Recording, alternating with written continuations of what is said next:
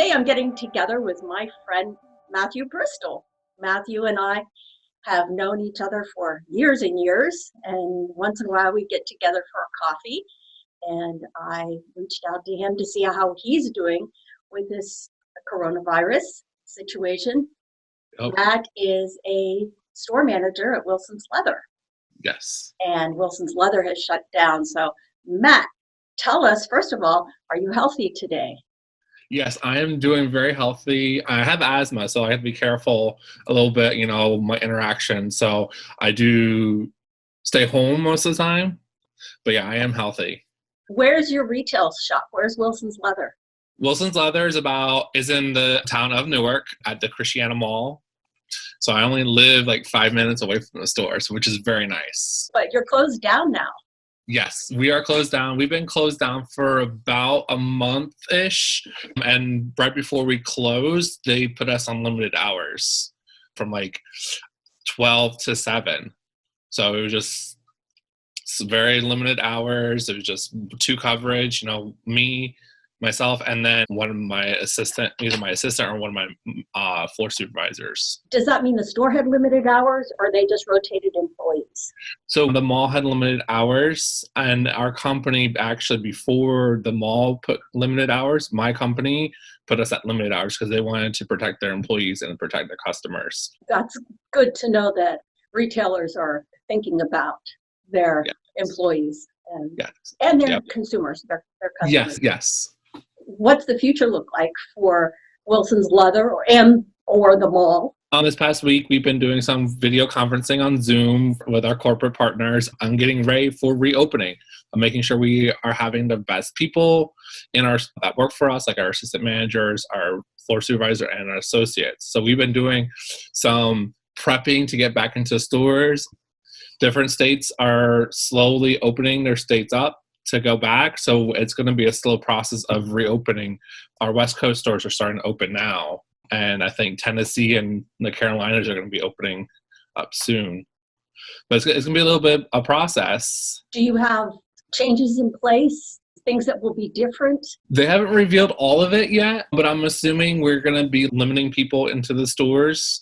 We're going to have 2 people at the store at all times, one taking care of customers and one also at the front door, like making sure we only have a certain amount of people in the store to make sure we're social distancing. And then we also have to clean between each customer at the register. Like they're going to be coming out with a list of like what we have to do between, once you ring up one customer, you have to clean out, clean down the cash app before the next customer. And we already were doing face mask challenges. We were all taking pictures, selfies, sending it to the one district manager. So that way the company knows we're ready to get going.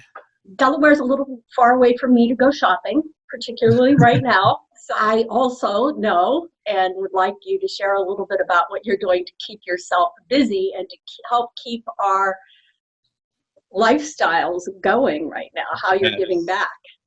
Yeah, so they closed our Wilson stores about a month ago. Thankfully, the company is still paying their store managers and their district managers. And there's like probably about 10 brands that are actually still doing that in the retail industry right now. That's all? So that's yes. So I'm getting my full salary paycheck every 2 weeks. So what I decided to do is I applied at a grocery store to do overnight stocking of the shelves. That is so necessary right now, particularly with all these shortages of people just scooping things up and buying in a panic. Yes. That has to be a different experience for you from going from management to stocking. Well, I like to say that I am not above anything. I am not above anything. Yes, I am a store manager, but it's a way to help the community. So last night I actually worked 10 to 6, and we had a truck. It was probably about 7 pallets of product that came in. It comes in like 4 times a week, and so we just break the load down and then put it in the different aisles. I have 2 main aisles that I take care of. It's the grocery, like the canned goods aisle, and the baking aisle. So those are like my 2 main aisles that I do every time I'm there. It's kind of like repetitive. Can you listen to like an audiobook or music? So I have put my headphones in and I jam out. Good. Tell us what else you do what you wear to keep safe. Well, they give us masks, like a cloth mask, and we have protective gloves that they give us. So we are closed while we're stocking. So I actually don't have to deal with customers. The store closes at 10 and then opens at 7. So I get in there, do my thing. So you feel pretty safe. I feel pretty safe, but Oh. I'm in 2 specific aisles. I'm not dealing with anyone else. But they do give us gloves, and we do wear gloves while we're touching the product. Okay, probably important because there's all kinds of reports coming about how long this virus lasts on different Yes. surfaces. So when I get my groceries delivered, I'm even a little bit paranoid. Do I dare use that word about myself? Yes, I am. It is what it is, especially during what's going on right now. It is what it is. You know, a pragmatic approach is probably going to help us get through this step by step. Yes. You know? Yes. So it is what it is. Tell us, is there toilet paper on your shelves? We did get a skid of toilet paper and paper towels. So And how fast did it get scooped up? it will probably be scooped up by the end today. So you just put it on the shelves last night? Just put it on the shelves last night, this morning, yes. They do limit it to 1 package per person for any Clorox disinfecting wipes, which we do get in some. I've actually managed to scoop up some for ourselves here. Toilet paper, paper towels, like things like that is limited because we don't have a lot of it coming in. But by the end of the next day, all that stuff is gone.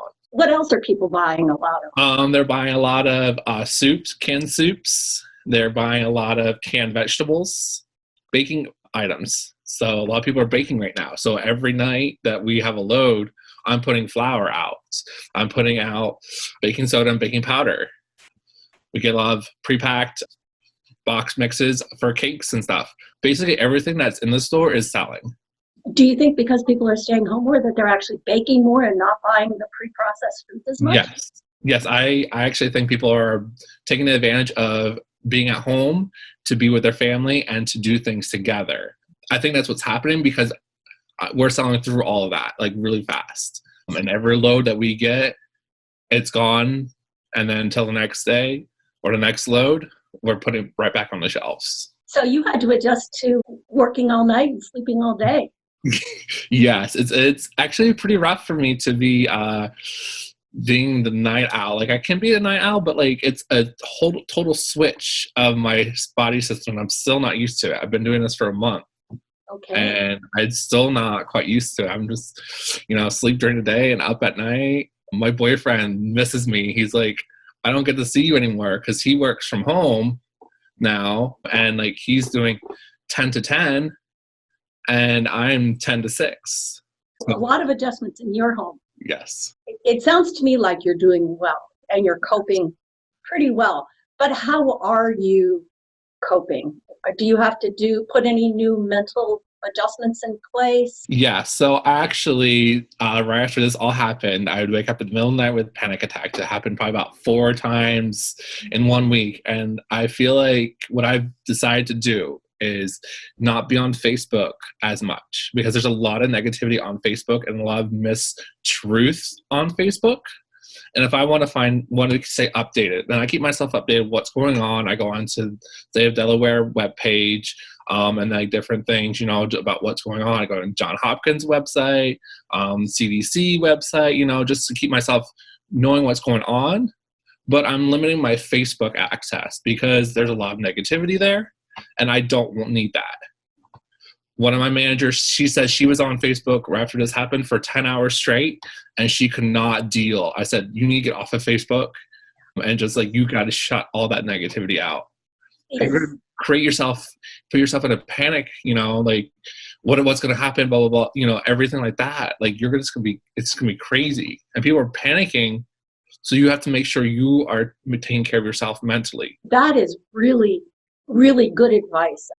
One of the things I've noticed about Facebook too is there's a lot of divisiveness now because there's so much misinformation coming out. Yes. That people are choosing which information they choose to believe and basing their actions and their attitudes on their beliefs. And some of them are very misinformed.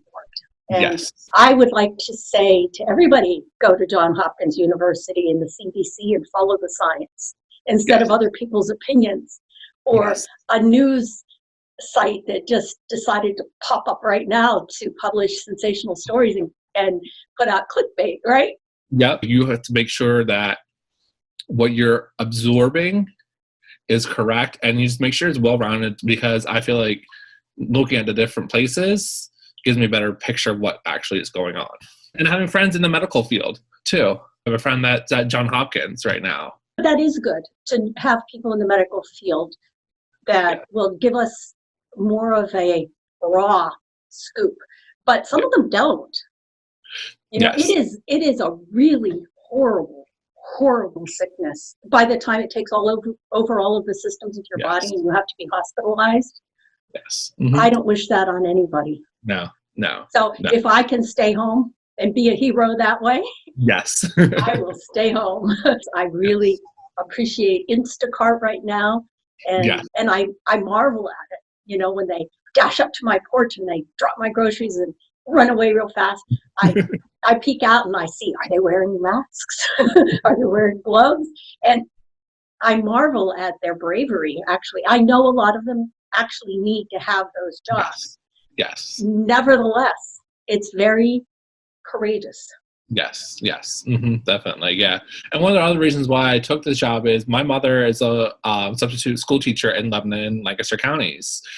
She currently has no work. So some of my money that I'm making from the grocery store is going to go to her. I actually wrote her a check yesterday to mail out to her. That way, you have to take care of family. It's not just about you. You need to be able to be also reaching out and helping other people. And that's really good, Matthew. I hope that that's an example for some other people to think about. Yeah. Especially with this, I mean, it's a virus, it's bad, but I feel like it came at a time where people are been focused on themselves. And it gives them a way to okay, it's not just about me. And like I said before, it's all about your perspective. Make sure you're helping take care of it. Someone else, making sure that your family's taken care of. I reach out to my management staff. I reach out to my family quite a bit, making sure they're well. My friends, I have one of my friends texted me last night. He's like, hey, can we FaceTime today? I was like, yes, let's FaceTime today. Just making sure we're taking care of the people that are around us, whether it be contributing money, stocking grocery shelves, or just being there to listen and to talk to someone who might be having some issues. One of the reasons I started this podcast actually is because people have stories and they need to hear stories and they need to tell their stories. Yes. And in hearing somebody else's story, they can identify sometimes and realize they're not in it alone. No. And the other thing that can happen is that they can get good ideas about how to cope from people like you. And you've given us a lot of really good ideas today. I wish you all the best, Matthew. Thank you. I wish you the best too. I remember that one time we met at Central Market for coffee. That was good. Before we close this, I would like to take a moment of silence to just reflect on the seriousness of this and to be thankful for you.